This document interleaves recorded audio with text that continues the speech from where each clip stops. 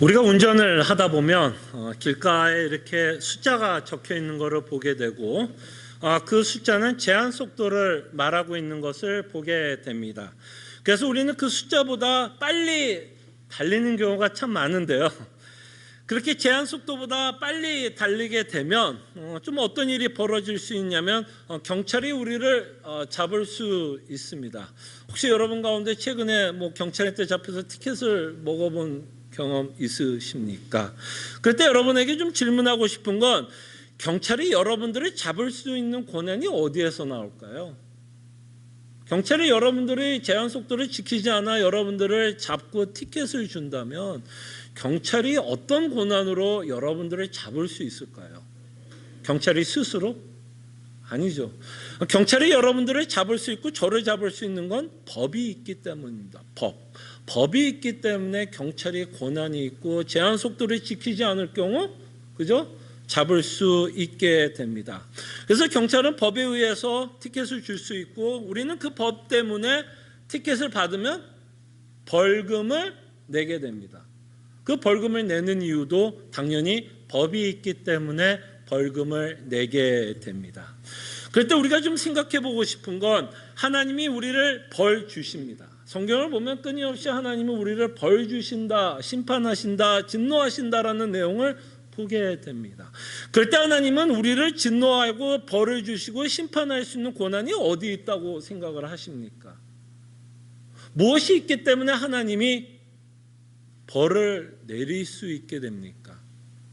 경찰 이야기와 똑같습니다.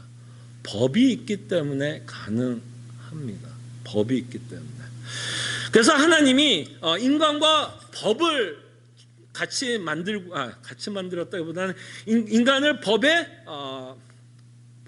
사인을 하게 합니다. 그래서 하나님이 우리에게 법을 주시면서 그 법에 의해서 하나님은 인간을 다스려 나갑니다. 그럴 때 이 법을 여러 가지 단어로 성경은 설명을 하는데요. 그 중에 하나가 언약이라는 단어로 설명을 합니다. 그래서 하나님은 인간과 언약을 맺고 그 언약의 내용대로 하나님은 인간을 다스리게 됩니다. 자, 그럴 때 여러분 오늘 본문에 보면 15절에 다시 한번 첫 언약이라는 단어가 나옵니다. 이 첫 언약을 우리가 살펴보면서 하나님이 어떤 언약을 맺고 있는지를 저희들이 좀 살펴봤으면 합니다. 자, 그럴 때 이 첫 언약이 하나님이 언제 맺고 있는지를 여러분들은 이제 좀 아시기를 원합니다. 언제인지 아시죠? 첫 언약이 언제 맺고 있는지 이제 아시죠? 예레미야를 통해서 31장을 통해서 살펴봤고 히브리서 8장을 통해서 끊임없이 옛 언약, 첫 언약의 내용을 살펴봤습니다. 처음 듣는 모습으로 저를 쳐다보면 안 돼요. 지금은 다 아는 것 같은, 다 알아요 목사님, 이런 표정으로 저를 쳐다보셨으면 좋겠어요. 그죠? 처음 듣는 이야기 아니죠. 그럴 때 이 첫 언약은 언제 맺고 있는 언약이냐면 하나님이 이스라엘 백성을 이제 애굽에서 끌고 나오면서 맺었던 언약입니다. 첫 언약은 그때 맺은 거예요. 그럴 때 조금 더 구체적으로 언제 이 첫 언약을 맺고 있냐면 여러분들이 굉장히 잘 아는 시내산에서 맺고 있는 언약이 첫 언약입니다. 시내산에서 맺고 있는 언약. 그래서 여러분 시내산에서 맺고 있는 언약의 내용이 뭐냐면 여러분들이 굉장히 잘 아는 십계명을 주고 있는 내용이에요. 십계명. 그래서 이 내용이 어디에 적혀 있냐면 출애굽기 19장과 출애굽기 20장에 나타나고 있습니다. 그래서 하나님은 이스라엘 백성에게 십계명을 주면서 뭐 하기를 원해요? 그 십계명을 지키기를 원하셨습니다. 마치 여러분들이 드라이버 라이센스에서 라이센스를 따고 사인업할 때는 여러분들도 뭐 해야 돼요? 그 법을 지키겠노라 하고 사인업을 하는 것처럼 하나님이 이스라엘 백성에게 법을 주고 그 법을 지키기를 원했어요. 자, 근데 이 율법, 이 언약이 갖고 있는 아주 특이한 특징이 하나 있습니다. 오늘 이 부분을 여러분들이 좀 잘 이해를 했으면 좋겠어요. 자, 이렇게 하나님이 모세에게 십계명을 주기 전에 모든 이스라엘 백성을 호렙산 시내산 앞에 모아둡니다. 그러면서 하나님이 이스라엘 백성을 대표하고 있는 모세에게 이런 약속을 해요. 특별히 출애굽기 19장 5절과 6절을 보는데요.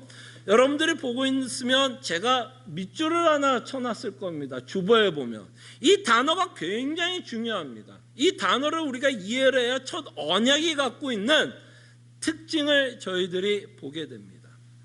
특별히 이 단어가 조사가 굉장히 중요해요. 이 면이라는 조사, if라는 이 조사가 굉장히 중요합니다. 이거를 좀 기억하시면서 제가 읽어드리겠습니다. 자, 5절과 6절에 첫 언약이 갖고 있는 내용이 이렇습니다. 세계가 다 내게 속하였나니 너희가 내 말을 잘 듣고 내 언약을 지키면 너희는 모든 민족 중에서 내 소유가 되겠고 너희가 내게 대하여 대제사장의 나라가 되며 거룩한 백성이 되리라. 너는 이 말을 이스라엘 자손에게 전할지니라. 그래서 하나님은 지금 모세에게 내가 너와 함께 언약을 맺을 건데 이 언약의 특징을 말씀하시고 나서 모세는 이것을 이스라엘에게 같이 이야기를 합니다. 그래서 마치 뭐 하는 거예요? 함께 이 언약에 다 뭐하게요? 사인을 하게끔 합니다. 그래서 여러분들이 이제 19장, 20장, 21장, 22장 끊임없이 하나님이 뭔가를 요구하고 끊임없는 언약을 이 내용이 기록되어 있는데 26장 6절과 8절에 보면 이런 식으로 언약이 마무리가 돼요. 이스라엘 백성은 하나님이 모세에게 주셨던 것처럼 그 모든 언약에 관한 내용에 대해서 다 지키겠노라 하면서 다 함께 뭐예요? 사인오프를 해버립니다. 그렇게 되면 이제 뭐예요? 하나님과 이스라엘 백성이 언약을 맺게 되고 그리고 하나님은 이 언약에 의해서 그들을 다스리게 됩니다. 마치 교통법규가 있기 때문에 그 법규로 우리의 운전하는 것을 나라에서 단속하는 것처럼 하나님은 이스라엘 백성을 이 첫 언약을 맺고 있는 이 내용을 가지고 이스라엘 백성을 다스리십니다. 자, 하나님은 분명히 이스라엘 백성이 십계명을 지키기를 원했어요. 그런데 이 출애굽기 19장의 내용을 보면 굉장히 중요한 이야기를 합니다. 근데 여러분 5장을 보면 하나님이 이스라엘 백성을 축복하겠다라는 내용이 기록되어 있어요. 그죠? 축복의 내용이 보이십니까? 너희가 내 말 세계 속에 속하여 민족 중에서 내 소유가 되겠고 너희가 내게 대하여 제사장 나라가 되며 거룩한 백성이 되리라 하는 어마어마한 축복을 줍니다. 근데 이 언약이 갖고 있는 특징은 보이십니까? 여기에는 뭐가 좀 붙어 있는 것 같아요. 분명히 약속은 하고 있는데요. 이 약속에는 조건이 붙어 있다는 것이 첫 언약이 갖고 있는 아주 특이한 특징이에요. 그래서 분명히 하나님은 너를 축복할 건데 축복을 받으려면 이들이 뭐를 해야 돼요? 하나님께서 주신 십계명을 온전하게 지켜야 합니다. 그럴 경우 하나님은 이들에게 복을 주시겠다라는 거예요. 근데 이 언약이 성사가 되면 이 반대의 경우는 어떻게 될까요, 여러분? 자, 만약에 지키면 하나님이 복을 주시는 것은 이 본문을 통해서 이해가 되는데 만약에 이스라엘 백성이 지키지 않을 경우는 어떻게 될 수 있을까요, 여러분? 만약에 지켜서 복을 주신다면 당연히 안 지킨다면 그와 반대되는 걸 하나님 주시겠죠. 벌을 주겠고 심판을 하시겠다는 거죠. 그래서 이들의 이 첫 언약을 통해서 하나님이 이스라엘 백성과 맺는 건 이들이 복을 받고 심판을 받는 건 이들이 하나님께 어떻게 순종하고 불순종하느냐에 따라서 복도 받고 저주도 받는 특이한 언약이라는 것을 저희가 보게 됩니다. 자, 그럴 때 우리가 좀 생각해 보고 싶은 건 이겁니다. 하나님이 왜 이런 언약을 이스라엘 백성과 맺었을까요? 그럼 곰곰이 생각해 보세요. 하나님이 이스라엘 백성과 이 언약을 맺을 때 과연 이 이스라엘 민족은 이 언약을 지킬 수 있는 능력이 있었을까요? 어떠세요, 여러분? 생각하기에 이스라엘 민족은 하나님이 이스라엘 민족에게 이 언약을 줬을 때 과연 이들이 이 언약을 지킬 수 있기 때문에 하나님께서 주셨을까요? 이미 제가 여러분들에게 질문하는 것처럼 여러분들은 답을 알고 있었을 겁니다. 이들의 역사가 뭐를 증명하나요, 여러분? 이스라엘의 역사가 뭐를 증명하나요?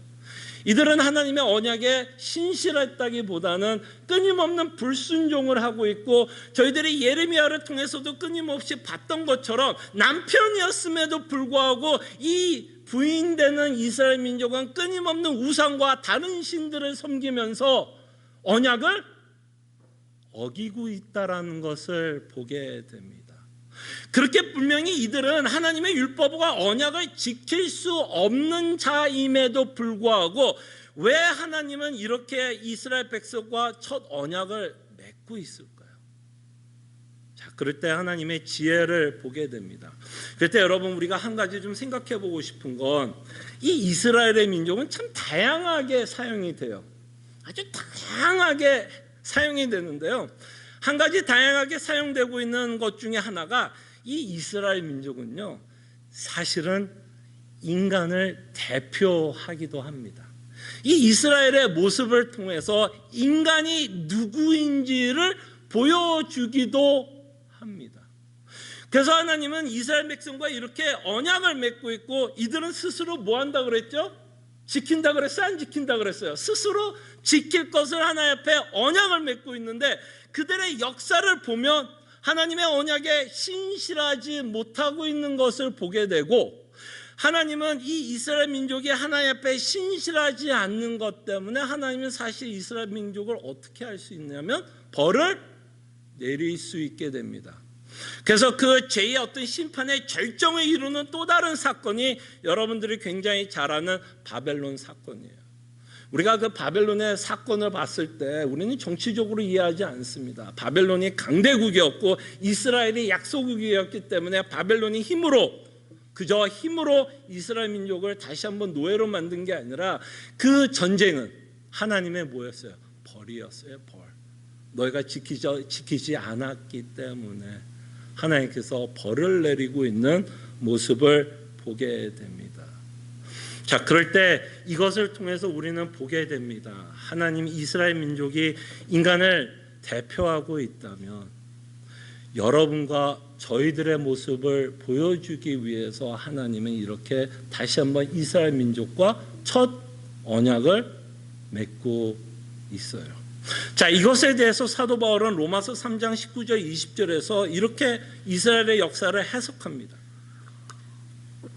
자, 이제 이 논리를 잘 좀 보셨으면 해요. 로마서 3장 19절 20절 논리를 좀 보세요. 자, 사도가 이렇게 말합니다. 자, 우리가 알거니와 무릇 율법이 말하는 바는 율법 아래 있는 자들에게 말하는 것이니, 그러면 이 사도가 지금 율법 아래 있다라고 이야기를 하면 누구를 좀 생각하면서 이 글을 쓰고 있을까요? 예, 이스라엘 민족을 생각하면서 이 글을 쓰고 있습니다. 그러니까 지금 율법이 말하는 바는 율법 아래 있는 자들, 즉 언제 그 천언약 때 맺었던 그 이스라엘을 기억하면서 이 말을 씁니다.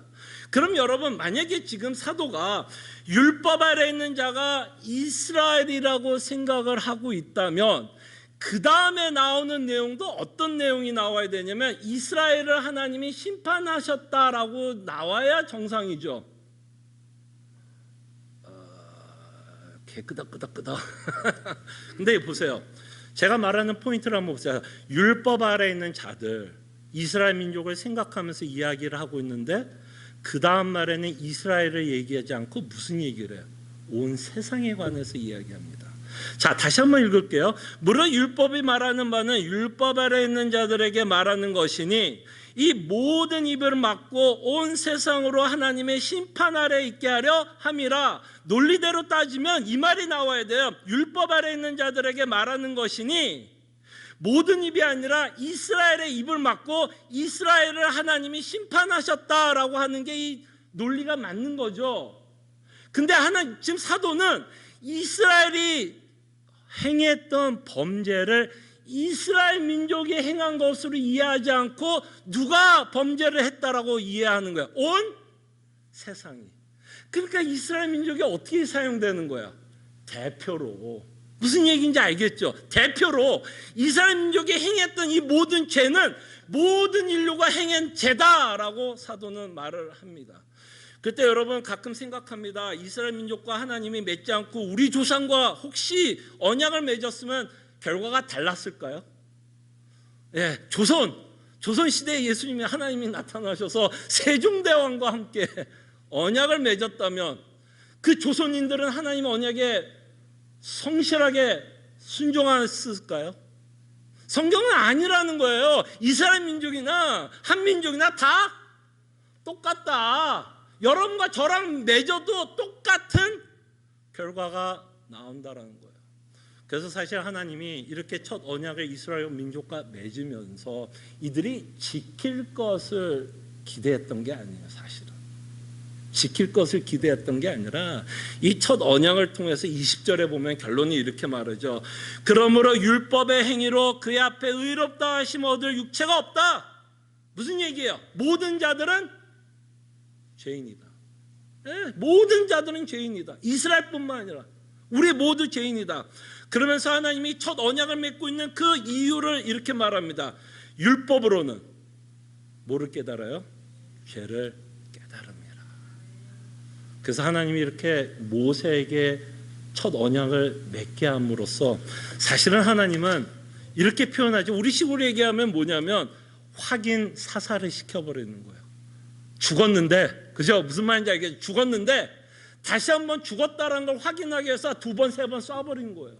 이미 죽은 상태인데 이들이 지키고 있지 못하는 이 모습을 통해서 다시 한번 첫 언약을 맺게 함으로써 정말 이들이 하나님 앞에 죽었다, 범죄한 인간이다, 하나님의 뜻을 깨닫지 못한다라는 것을 보여주기 위해서 이스라엘 백성과 맺고 있는 것이 첫 언약입니다. 그래서 이 첫 언약에 의해서 하나님은 모든 인간을 뭐 할 수 있을까요? 첫 언약에 의해서 이스라엘 민족이 모든 인간을 대표하고 있다면 첫 언약에 의해서 여러분과 저를 하나님이 심판할 수 있는 권한이 생기고 있다라는 거예요. 자, 그런데 왜 하나님은 믿는 우리에게 이 첫 언약의 이야기를 기록하고 있을까요, 여러분? 믿는 우리가 마치 이스라엘 민족과 같았다라는 거예요. 여러분들이 예수 그리스도를 믿고 나서 우리가 깨닫게 되는 건 나도 이스라엘 민족과 다르지 않았구나. 그때 이스라엘 민족이 보여주는 것 중에 하나가 뭐야? 그들의 무능을 보여줍니다. 어떤 무능이에요? 어떤 무능일까요? 그들이 하나님 앞에 보였던 무능한 모습, 능력이 없었던 모습, 전혀 그렇게 할 수 없었던 능력은 율법을 지킬 수 있는 능력이 없었어요. 네, 여러분, 여기서 우리가 굉장히 중요하게 생각해야 될 건 하나님이 왜 그토록 이스라엘 민족이 율법을 지키기를 원했을까요, 여러분? 물론 첫 언약을 통해서는 이들이 지키지 못할 것을 알면서도 좋지만 끊임없이 하나님이 이스라엘 민족에게 율법을 지키기를 원했던 이유가 있다면 뭘까요, 여러분? 사실 율법을 지켜달라고 하는 이 마음에는, 이 내용에는 하나님의 정말 깊은 뜻이 있습니다. 예수님이 이런 질문을 받죠. 율법사들이 예수님이 와서 물어봅니다. 최고의 율법은 무엇입니까? 그때 예수님은 뭐라고 정리를 하시냐면 구약을 정리합니다. 하나님을 사랑하라는 것이, 그죠? 가장 큰 계명이다라고 이야기를 합니다. 그럴 때 여러분, 하나님이 여러분들이 예수 그리스도를 믿으면서 주는 능력이 생기게 되는데 그 능력은 뭐냐면 다시 하나님을 사랑할 수 있는 능력을 주시는 게 새 언약에 살고 있는 가장 큰 은혜입니다. 그럴 때 성경은 예수님이 이렇게 이야기합니다. 여러분들이 하나님을 사랑한다라는 것을 어떻게 증명할까요? 여러분, 하나님 사랑하시죠?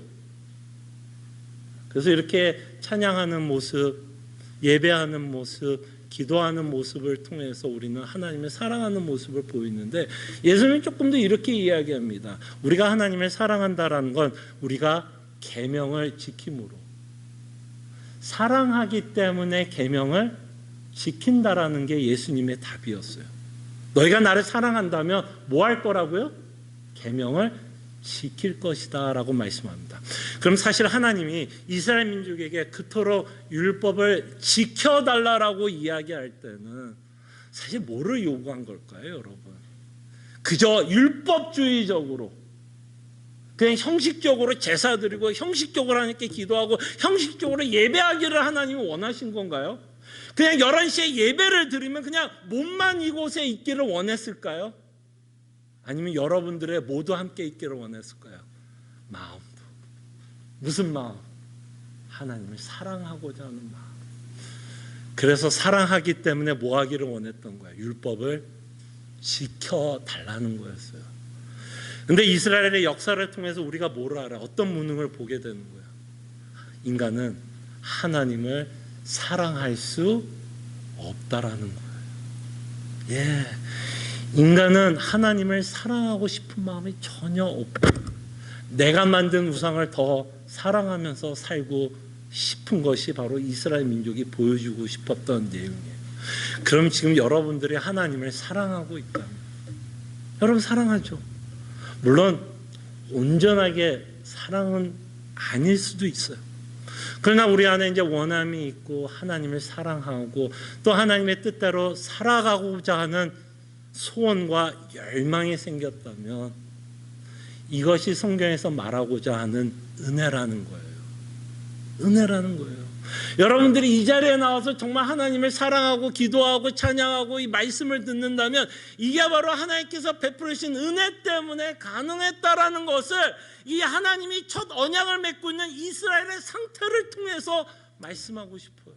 그래서 우리는 이렇게 하나님께 예배드리고 하나님께 찬송하고 하나님께 기도하고 하나님께 이 말씀을 듣고 있다면 우리는 뭐를 감사해야 되냐면 하나님께서 나에게 새로운 마음을 주신 거에 대해서 우리는 상당히 감사해야 되고 하나님을 사랑할 수 있다라는 것에 대해서 감사해야 되고 하나님을 믿고 또한 하나님께 회개하며 돌아오고 있는 이 모습을 보면서 우리는 참 하나님께 영광과 감사를 드려야 합니다. 그래서 하나님이 첫 언약을 맺었어요.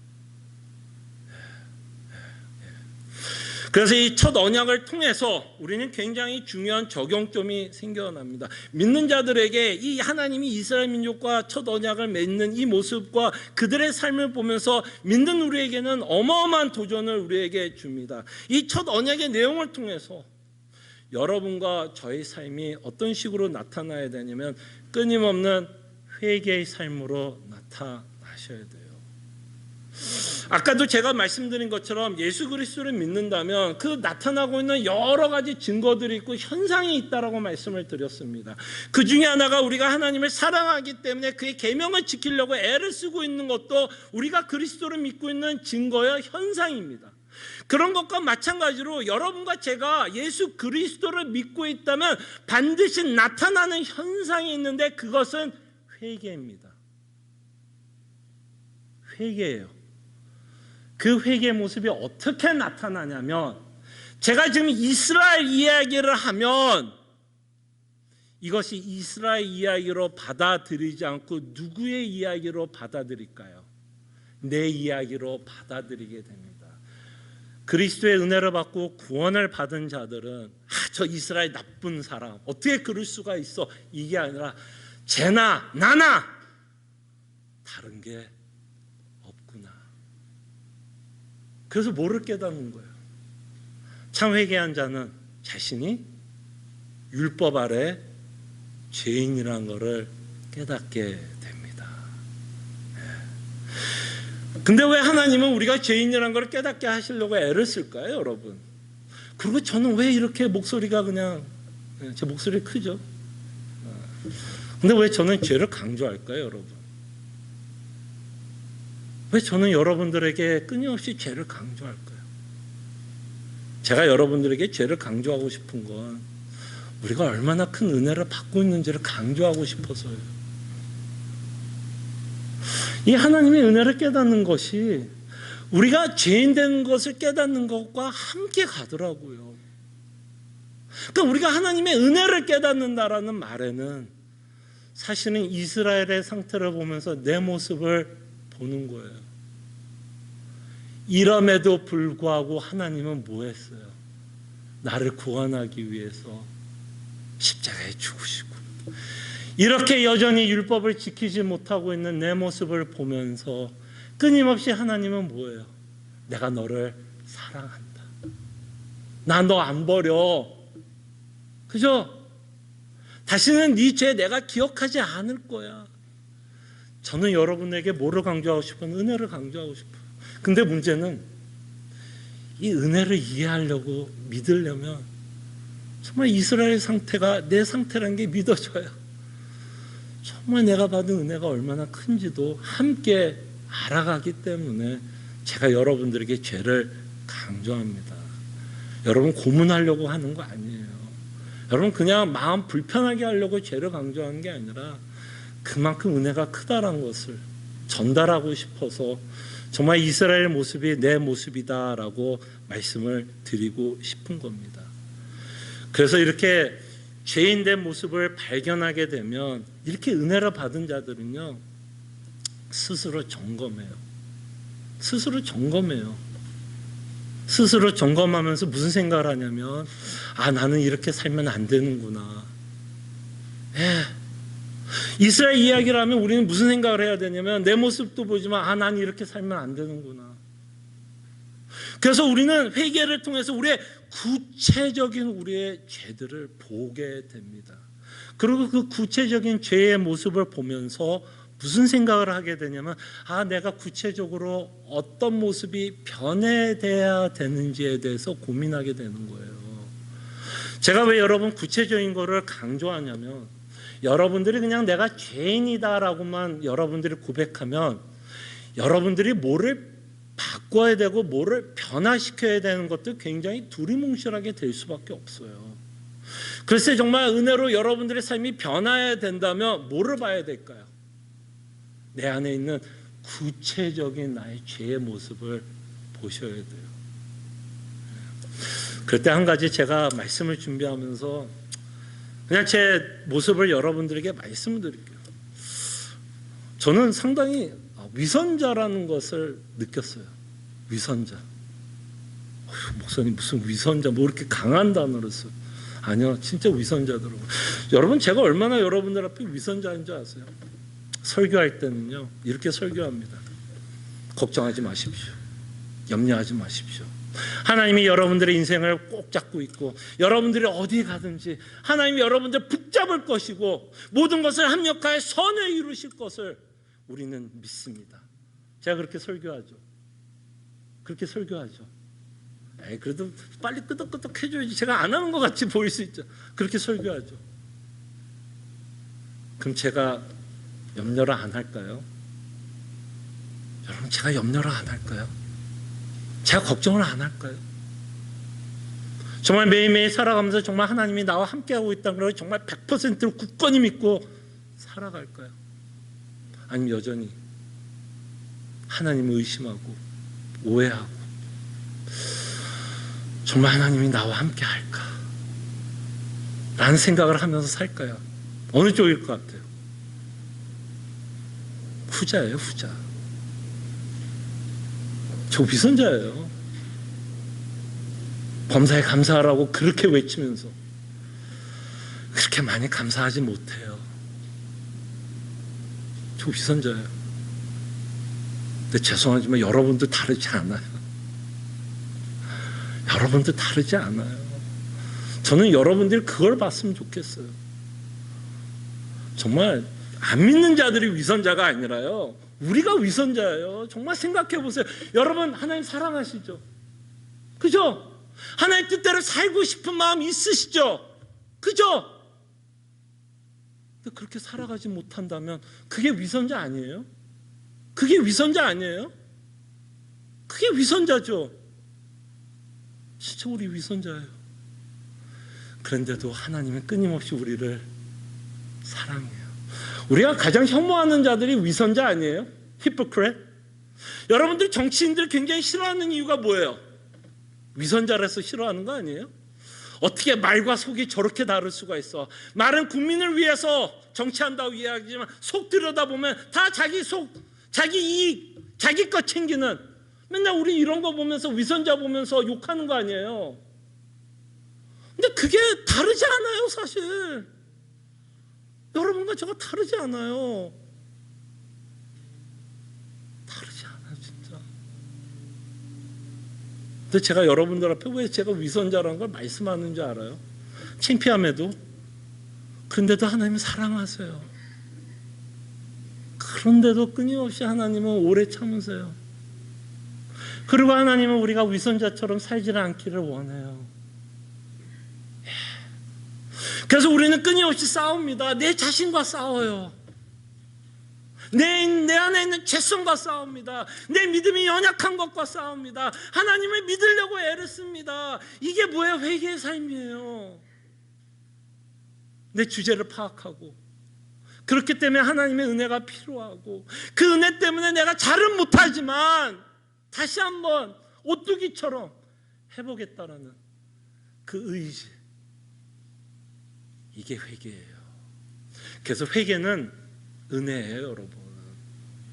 회개는 은혜예요. 회개는요, 여러분 자신이 누구인지를 인정하게 해요. 여러분 앞에 제가 얘기해, 저 위선자예요, 진짜예요. 저 농담 아니에요. 이거 뭐 겸손 떠는 거 아니에요, 진짜. 겸손한 척 하려고 얘기한 거 아니에요. 근데요, 은혜는 자기 자신을 보게 해요. 내가 누구인지를 보게 해요. 내가 어떤 자인지를 보게 해요. 왜? 하나님의 사랑 때문에 봐요. 그리고 하나님이 이걸 얼마나 싫어하는지를 알기 때문에 내 자신이 부득불 애를 쓰게 됩니다. 그래서 우리는 회개를 사랑하고요. 그럼 우리의 죄성이 이렇다면 우리는 회개를 언제까지 할까요? 죽는 날까지 회개하면서 죄의 통함, 은혜를 받고 다시 한번, 그것만 기억하세요. 죄의 통함, 은혜를 다시 한번 생각, 그리고 다시 한번 해보자. 그게 뭐라고요?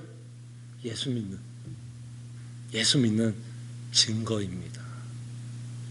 회개의 삶을 살려고 무진장 애를 써요.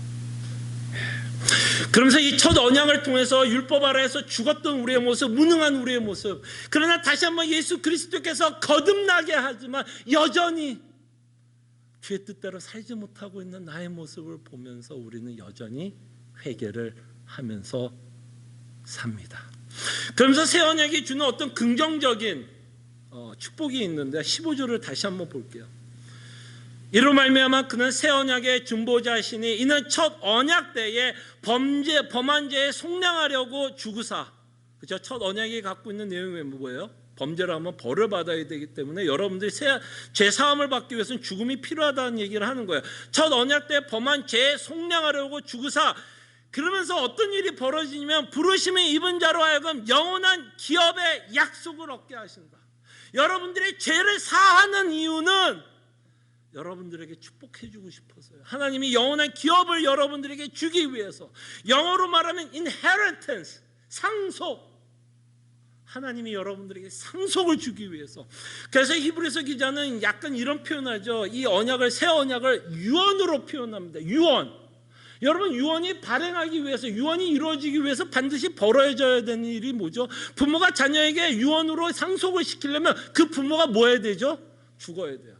그래서 예수 그리스도가 죽음으로써 이 유언이 뭐야? 발휘됩니다. 그 새 언약이 발휘가 돼요. 그 발휘가 되면서 여러분과 저에게 영원한 기업을 약속합니다. 상속합니다. 우리는 이미 그것을 누리면서 살아갑니다. 그래서 이 영원한 기업, 이 히브리서에서 말하는 영원한 기업은 끊임없이 하나님의 나라를 바라보면서 살라는 거예요. 영원한 이 하나님의 나라만을 바라보면서 살기를 원하는 것이 이 히브리서가 우리에게 끊임없이 말씀하고 싶은 내용입니다. 그때 얼마나 유혹이 많으세요, 여러분. 명예가 주는 달콤함, 내가 성취하고자 원하는 그 만족, 돈이 주는 유혹, 자녀가 주는 만족, 그런 여러 가지 일 때문에 우리는 하나님의 나라를 바라보기보다는 끊임없이 이 땅을 바라보면서 살아가고 있는 우리의 모습을 보게 됩니다. 그때 여러분, 우리는 이미 하늘의 지성소에 속한 분들이라고 말씀을 드렸고요. 우리는 하늘의 시민권을 갖고 살아가는 자입니다. 그렇기 때문에 우리는 하나님의 나라를 소망하면서 살아가요. 제가 좀 예를 하나 드릴게요. 제가 요새 이상한 습관이 하나 들었어요. 이거 진짜 뭐 팔불출 같은 이야기 같이 들릴 수도 있고, 이거 녹음이 되면 좋은 얘기인지는 모르겠는데, 제가 요새 안 하는 짓을 하나 합니다. 사실 제가 좀 이렇게 정치에 대해서도 별로 관심이 없어요. 뭐 미국 정치에 대해서도 별로 관심이 없고, 이게 좋은 건지 모르고 잘하는 건지 모르죠. 한국에 대해서도 그렇게 크게 관심은 없어요. 그래서 뭐 누가 잘하고 못하는 거에 대해서 별로 관심이 없는데, 요새는 한국 뉴스에 굉장히 관심이 많아요. 깨면 뉴스만 봅니다. 제가 왜 한국에 대해서 관심을 가질까요? 갑자기 막 한국에 대해서 관심이 왜 생길까요? 여기까지만 얘기할게요. 막 오그러들죠? 우리가 왜 천국에 관심을 가질까요, 여러분? 왜 관심이 있어요? 내가 사랑하는 구세주가 천국에 있기 때문에 관심을 갖는 거예요. 그것이 더 특별해서가 아니라, 물론 특별한 게 있어요. 우리가 왜 천국에 관심을 갖냐면 내가 사랑하는 예수님이 계시니까. 그래서 관심을 갖는 거예요. 천국이 어떤 곳인지는. 그래서 우리는 끊임없이 하나님의 나라를 바라보면서 저희들이 살아갑니다. 그리고 이렇게 영원한 기업의 약속을 얻게 되는 것 중에 하나님의 나라를 소망하면서도 살아가지만, 여러분들이 이 기업을 받는 것 중에 하나는 뭐예요? 아까 유언이라는 단어를 통해서 아버지가, 부모가 죽어야 유언을, 상속을 받는 것처럼 이 유언이라는 단어를 통해서 하나님과 우리의 관계를 보게 됩니다. 하나님이 우리 누구죠? 아버지예요. 아버지이기 때문에 예수 그리스도를 말미암아서 얻었던 모든 은혜와 특혜를 우리가 상속받게 됩니다. 그래서 여러분과 저희는 뭐예요? 자녀예요. 자녀. 그죠? 그때 여러분, 하나님이 여러분들이 하나님이 아버지가 되고 여러분들이 하나님의 자녀이기 때문에 하나님이 우리에게 약속하고 있는 게 있는데요. 그것 중에 하나가 하나님이 여러분들과 함께 하신다라고 말씀하십니다. 여러분, 하나님이 함께 하신다라는 이 말씀을 여러분들은 어떻게 이해하세요? 참 듣기 좋아요. 하나님이 함께 하신다. 참 듣기 좋아요. 근데 과연 여러분들은 하나님이 함께 한다라는 증거를 어떻게 찾으세요?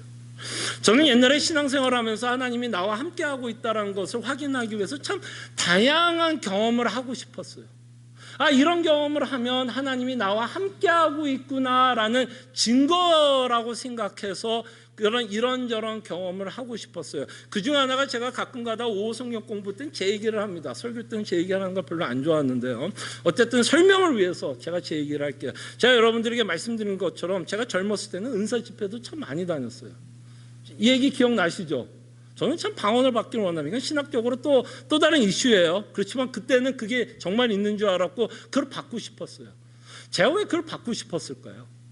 그럼 왜 제가 방언을 그토록 받고 싶었을까요?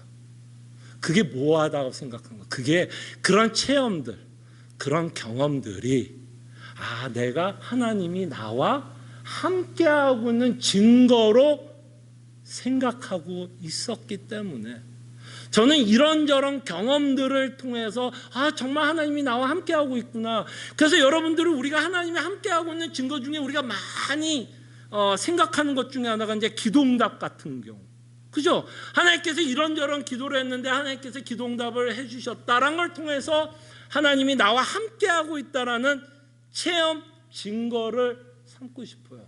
자, 오해하지 마십시오. 하나님께서 응답하시지 않는다는 이야기는 하고 싶지는 아니에요.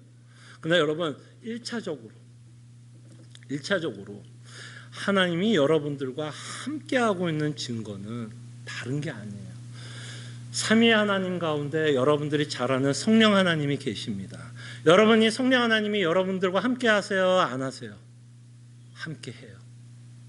그럼 성령 하나님이 하시는 일이 뭘까요? 방언 터지게 해요? 막 기도를 더 멋있게 해요? 아니요. 성령 하나님이 하시는 일은 여러분들 하여금 예수 그리스도를 믿게 하는 사역을 합니다. 예수님을 믿게 해요. 복음을 믿게 하는 사역을 하시는 분이 성령 하나님이세요. 그러면 여러분들이 하나님이 함께하고 있는 첫 번째 증거는 뭘까요? 첫 번째 증거는 뭐 여러 증거들은 없다는 얘기는 아니에요. 첫 번째, 우리가 가장 보편적이고 일반적으로 정말 이것은 하나님이 나와 함께하고 있는 확실한 증거인 것은 여러분들이 예수 그리스도를 믿고 있다면 그게 바로 하나님이 함께하고 있는 증거예요. 이게 믿어지면 여러분들 성령 하나님이 계시는 거예요. 여러분, 함께하고 있는 증거입니다. 무슨 말인지 알겠죠?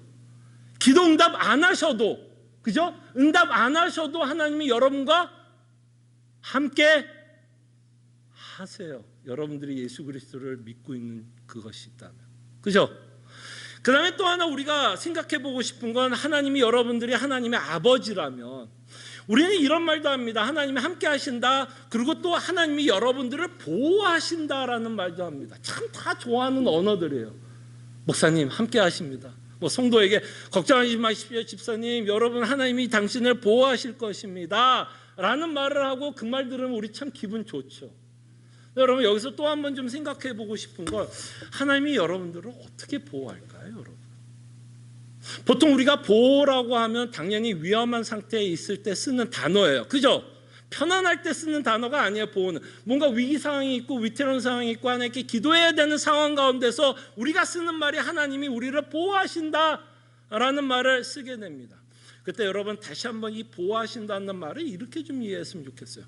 하나님이 우리 인생을 살아가면서 가장 보호하고 싶은 것이 있다면 뭘까요, 여러분? 여러분 곰곰이 생각해 보세요. 하나님이 여러분들의 인생을 살아가면서 하나님이 가장 보호하고 싶은 게 뭘까요? 여러분들의 재산을 하나님이 가장 보호하고 싶을까요? 뭐 그럴 수도 있겠죠. 여러분들의 건강을 하나님이 가장 보호하고 싶을까요? 어쨌든 이 땅에서 100년, 200년, 1000년 살 수 있는 건강을 보호하려고 하는 게 하나님의 목적일까요? 하나님이 우리 인생을 보호한다라고 이야기를 한다면 도대체 뭐를 보호하는 걸까요? 하나님이 가장 자녀들에게 주신 선물 가운데서 가장 보호하고 싶은 것이 있다면 믿음 아니겠어요? 믿음 아니겠어요? 여러분 곰곰이 생각해봐요. 성령님이 함께 있다는 증거도, 예수 그리스도를 믿고 있다면 그게 성령 하나님이 함께 한다면 우리가 이 땅에 살아가면서 수많은 일 가운데, 아까 말했던 여러분들이 염려할 수 있는 수많은 일들, 걱정할 수밖에 없는 수많은 일들 가운데 여러분들이 여지껏 예수 그리스도를 믿고 있다면 이게 하나님의 뭐라고 말하고 싶은 거야? 이게 보호하십니다 이거예요. 여러분 우리 곰곰이 좀 생각해 보십시다. 아까 말한 것처럼 저도 믿음이 그렇게 대단한 사람은 아니에요. 진짜 아니에요. 여러분들 그렇게 믿고 싶을지는 몰라도 저는 아니에요. 그럼에도 불구하고 지금까지 제가 50평생을 살아오면서 믿음이 안 흔들리고 지금까지 제가 예수님을 믿고 있다면 그게 정말 제 능력일까요? 어때요? 정말 제 능력, 제가 믿음이 너무 뛰어나서 나 어떤 사람보다 그냥 내 믿음이 가장 뛰어나기 때문에 제가 50평생을 살아오면서 기수수 7번 하나님을 의심하고 오해하면 그 순간에서 제가 믿음을 잃지 않았던 이유가 있다면 뭘까요, 여러분? 내 능력 때문이었을까요? 하나님이 제 생각과 마음을 무해줬기 때문에, 보호하셨기 때문에 지금까지 우리가 예수님을 믿는 거 아니겠어요? 그때 여러분들이 지금까지도 예수님을 믿고 있다면 그 수많은 일 가운데서 여전히 예수님이 믿어지고, 그 일 가운데 그래도 예수님이 좋고, 그래도 하나님을 찬양할 이유가 있고, 그분께 예배할 수 있는 이유가 있다면 그것이 뭐예요? 하나님이 여러분과 함께하고 하나님이 여러분들을 보호하고 있는 증거입니다. 그렇죠? 그래서 우리는 이 새 언약에 살면서 너무나 큰 특권을 갖고 살아가고 있고, 지금까지도 제 믿음을 하나님께서 지켜줬다면 하나님의 나라 간다 못 간다? 간다. 그래서 우리의 확신은 내 믿음이 아니에요. 내 믿음이 아니에요. 사실은 내가 믿고 있는 예수님 때문에 확신하는 거예요. 무슨 얘기인지 알겠죠? 내가 믿고 있는 예수님 때문에, 그 하나님이 약속하고 있는 그 하나님의 나라를 바라보면서 우리는 전진도 하고, 또한 이 땅에서 예수를 믿는 것 때문에 희생도 하고 손해도 볼 수 있는 겁니다. 핍박도 받을 수 있고요. 원하지 않는 일들이 벌어짐에도 불구하고 우리는 끝까지 예수 그리스도를 버리지 않고 가는 이유는 하나님께서 끊임없이 우리가 그 복음에 의해서 설득될 수 있도록 우리를 끊임없이 설득할 것이고 우리에게 확신을 주실 것이기 때문에 우리는 하나님만을 믿고 따라갑니다. 기도하죠. 자, 새 언약에 살아가고 있는 자들에게 큰 은혜는 저는 여러분들에게 감히 말합니다. 회개입니다. 회개. 정말 회개예요. 구원을 받았기